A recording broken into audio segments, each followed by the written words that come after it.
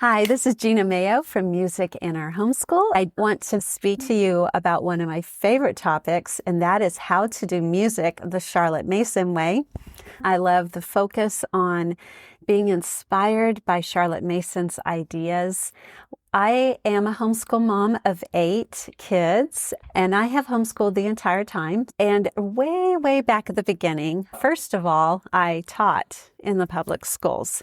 I taught junior high choir for a couple of years, 3 years, and then I taught elementary music before I had my first child. And then I started learning about homeschooling. And one of the first books that really inspired me to look at Charlotte Mason's ideas was this one, For the Children's Sake by Susan Schaefer Macaulay. My eyes were open to so many different ways of teaching kids, things that I had not learned when I was in college getting a music education degree, or the way that I taught in the public school system. I just learned so much from this book, and she inspired me with some of Charlotte Mason ideas of short lessons and living books and nature study and picture study and things like that. And I just love including a lot of those in my homeschool. I am not a purist. I am inspired. After I learned about the Charlotte Mason, I started studying this book, Charlotte Mason Companion by Karen Andreola. And I love this book because it breaks it up into chapters that gives you things to learn for different topics, like the habits that you're trying to instill in your kids and how to do narration. And then how to do something like picture study. So this is a great book if you are new to Charlotte Mason, to just get some very practical tips on how to use her style in your homeschool. And today I want to talk to you about how to do music education in your homeschool the Charlotte Mason way. If you are a homeschooler looking for ways to easily and affordably include a quality music education in your homeschool, you've come to the right place. This is the Music in Our Homeschool Podcast. I'm Gena Mayo, homeschooling mom of 8 and music teacher for over 30 years. Now, Charlotte Mason did 3 main things for music education for her students. She did composer study, hymn study, and folk song study. So I'm going to talk to you about all 3 of those today and give you some very practical tips on how to do those in your own homeschool. Very simply, you could implement it even tomorrow. And even if you don't know anything about music yourself, you can do this. So let's get started with composer study. So what is composer study? Simply put, it's studying a composer and his or her music. Now, what Charlotte Mason wanted her students to do was to study that one composer for a long period of time so that the students really got to know the style of that composer. So after they had been doing this for a few years, you could play a piece, maybe a piece they hadn't even heard from that composer, and the student would be able to say, oh yeah, that's Bach, or that is Gershwin. And they could tell the difference in style just because they had heard so many pieces written by that composer. This is what Charlotte Mason said, one of her quotes. "It is a pity that we like our music as our pictures and our poetry mixed, so that there are few opportunities of going through as a listener a course of the works of a single composer. Let young people study as far as possible under one master until they have received some of this teaching and know its style." So what I encourage you to do with composer study is to take the one composer that you're studying at that time and listen to lots of pieces of music just from that one composer for maybe an entire month, or an entire trimester for 3 months, or an entire semester for 4.5 months. And that way your students are really getting to know the style of that composer. Now, if you are saying, I don't even know what composers to study, maybe you've heard of Bach, Mozart, and Beethoven, but beyond that, you don't know. I have a checklist that's free that you could download if you head over to musicinourhomeschool.com/best composers. You can find the checklist there. And it lists the composers by the musical age that they wrote in. So there's Middle Ages, Renaissance, the Baroque period, Classical period, Romantic period, and the Modern period. And so you can look up the composer, listen to their music, and then there's a line where you can write the dates, maybe that you listened to that particular composer, or you could write down the pieces that you like the best. Use it however you want. Now, if you don't know what the best pieces are to listen to for a composer, my number one tip for this is just type in the composer's name in the search bar at YouTube, and it will list the most popular pieces that, say if you wrote Mozart, then it would list the pieces that are the most popular that people listen to on YouTube. So I would start with those pieces. So you could use YouTube, you could use Spotify, Apple Music, whatever music streaming service you have, you could do it that way. You could go to the library and check out a CD, like the best of, and then the composer's name. There's so many easy, free ways to listen to music, and that's what I would encourage you to do. Now, if you're interested, I do have lots of music courses where I have chosen the pieces for you. One of those happens to be a year of Charlotte Mason music lessons. And so in there, there's also some notebooking pages that you can use along with while you're listening. But if you want to, you can have your kids simply close their eyes and listen while they're doing it, or they could be coloring or drawing or building with Legos while they're listening. They could be filling out the notebooking pages or drawing something that the music inspires them to. However you want to do it, or you can mix it up and do it different every day. You might want to listen to the music while you're driving in the car or doing your chores, eating lunch, while the kids are taking a bath. So you could fit it in all different times during the day. That's what's really neat about this particular subject with music, is that it doesn't have to be done directly during the school day. So if you feel like I just can't add anything else, you could do it during lunchtime while you're eating. Just turn on the piece that you wanted to listen to for the day. Very easy to do. And if you wanted to look at that course, you can find it at musicinourhomeschool.com/Charlotte Mason course.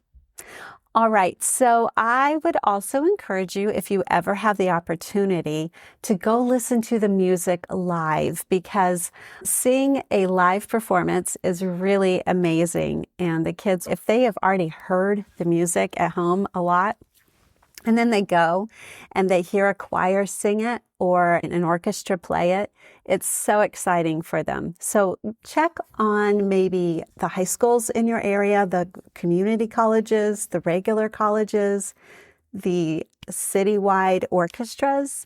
Usually there's something that wouldn't be too far from you that you could check in to see if you can get tickets. And a lot of the city orchestras do children's concerts too. So check their websites and see if they have children's concerts, and then you can make sure to listen to that music before you go. Along with the composer study, hymn study, and folk song study, I love adding in living books. Now, if you are new to Charlotte Mason and you don't know what a living book is, let me tell you, it's a book that is not a dry, boring textbook like I would have studied in college when I'm learning music history. These are books that are exciting, usually written by one author and usually told in a story format. If you start reading it and your kids want you to continue, that's a clue that it's probably a living book. So let me just show you that there are tons of picture books about composers or musicians that you can use. You can find in the library. You can find them at a Goodwill store. And these are really fun because a lot of times they have pictures in it. And so you can use these for younger kids. This one's about Scott Joplin. And then there's some longer books too, if you really want to spend more time. This is one of those longer types of books that have actual photographs while you're studying the composer. Here's another longer one and another shorter one. I have tons of these books because I love living books. I really like these by Opal Wheeler. So these are some other stories that she has a bunch of different composers, like this one's Mozart and here's Haydn and here is Schubert. And then I have just one more here, Frédéric Chopin. So I encourage you to use living books along with your composer study.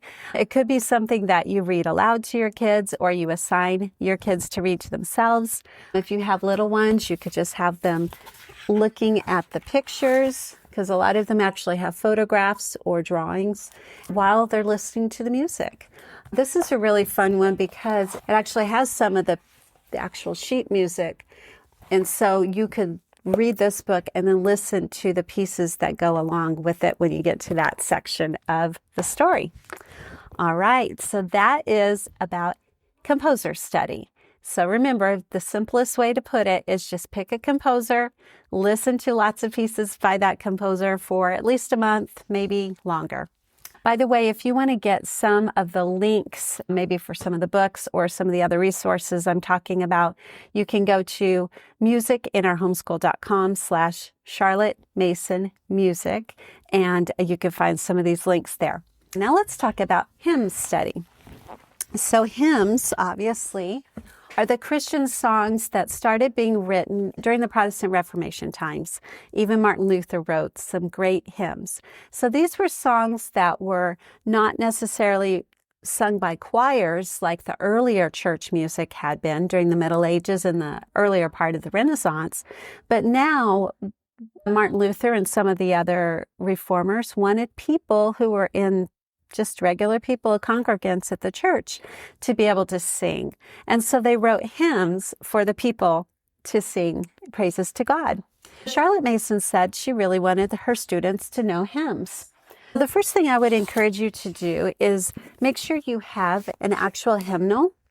You could probably find these at a used bookstore if you don't have one, or order from a used place like Abe Books or Half Price Books, something like that. And so you can show your kids what a hymn looks like. And it's typically written in 4 parts: soprano, alto, tenor, bass. And then you see how it says 1, 2, and 3 there. And you follow the top line on each row of music, which is called a score.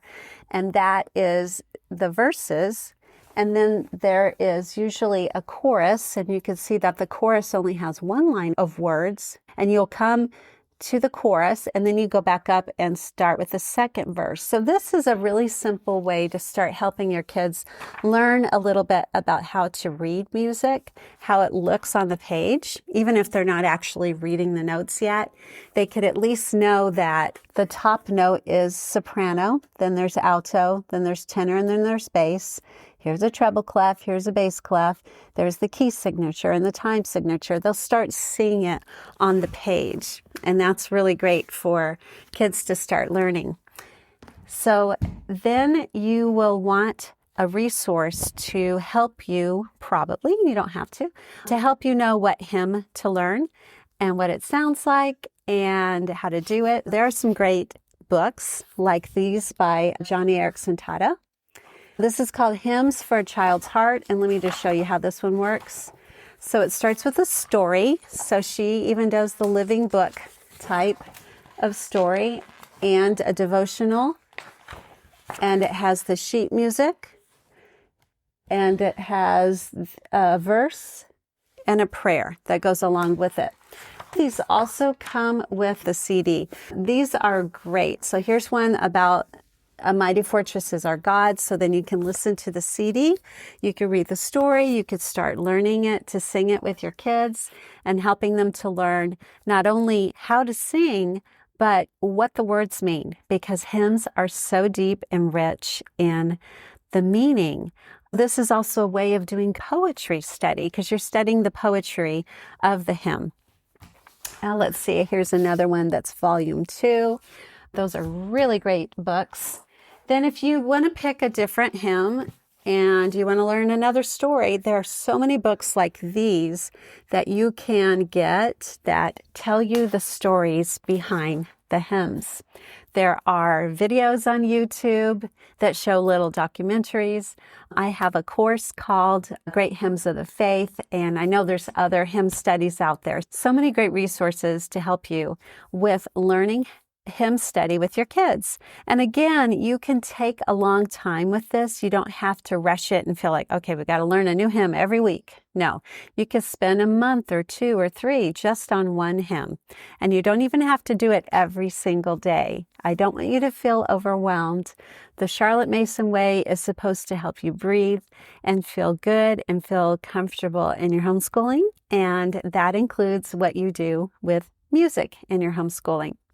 So again, I would encourage you to use a living book along with the hymn study. I showed you there were some stories in those books there, but you could also find some picture books like about Fanny Crosby, who was a hymn writer, or about John Newton, the hymn writer who wrote Amazing Grace. So definitely those, and I know more are being written all the time, which is really exciting because I love those picture books.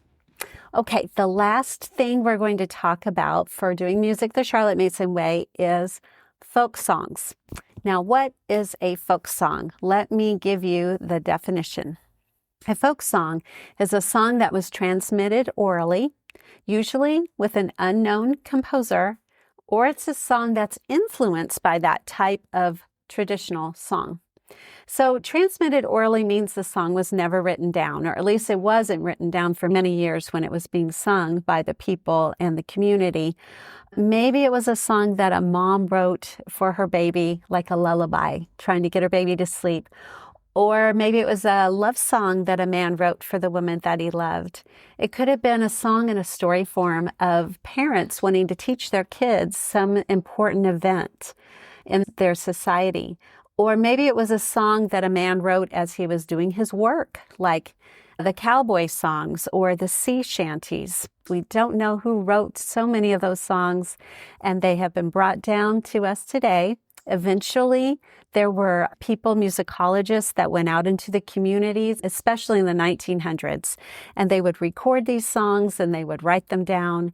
And now we know them, and it's great to learn so many of these songs. I love folk songs. All right, let's talk about some folk songs and where to find them and how to choose them. You can easily get a book like this. This is a very old folk song book. It was actually my dad's, so I love having this little book. And let me find a folk song that maybe you'd recognize. Oh, here we go. I've been working on the railroads. So that is a folk song. And you'll see that a lot of times it says traditional or anonymous. And that's how we know that we don't know who wrote that song, but it's been brought down to us through the ages. There are some great Bible folk songs too. I love these We Sing books. This is songs like, there's one that would be a good example. Chatter with the Angels, and it says it's a spiritual. So most of the spirituals that were sung by the African American slaves, we don't know who wrote it. So those are considered folk songs. And so that's one type. These are little children's songs, maybe campfire songs. Let me find some of these to show you. How about The Wheels on the Bus? That's a great song. Okay, The Wheels on the Bus right there. And the words and music are traditional. Okay, so you can get these We Sing books at the library or Amazon or someplace like that. There are some bigger collections like this. This one's called From Sea to Shining Sea, a treasury of American folklore and folk songs. So this will have some songs like Simple Gifts. 'Tis a gift to be simple, 'tis the gift to be free. Now, it says that it's arranged by somebody, but we don't know who the original composer was. So that's one way you can find some folk songs to do, is a book like that. I really like these books by Diana Waring. This particular one is Experience History Through Music. This one's called America. She has Westward Ho and Musical Memories of Laura Ingalls Wilder. She has in these books the story and some photographs like that. And then she has the sheet music. Here's another spiritual, All Day, All Night. And then in the back is the CD. I love these books by Diana Waring, so you might want to check out those. Now, again, you can find living books that are picture books for folk songs. Here is a really cute one for the song Hush Little Baby, with beautiful pictures. Now, what I used to do is when I stopped nursing my babies before their nap time, I switched to reading books to them. And I would often pick up a book like this where I would sing to them instead of reading. I would do this before every nap time until they didn't take naps anymore. That is another really great way to fit the music in for your kids' education. So let's see what other ones I have here. Here's a Christmas one, The Little Drummer Boy. And then here's a really fun one. I like this author and illustrator.